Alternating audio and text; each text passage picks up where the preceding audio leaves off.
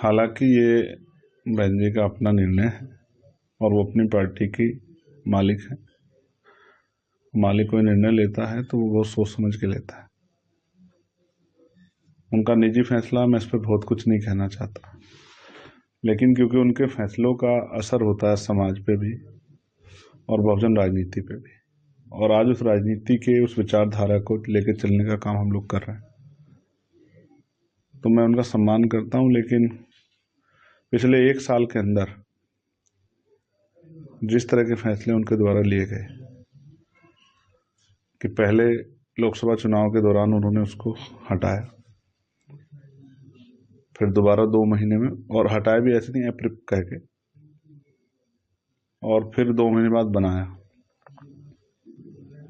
और अब फिर 1 साल के अंदर ही फिर से जो है 1 साल भी पूरा नहीं हुआ, फिर से हटा दिया।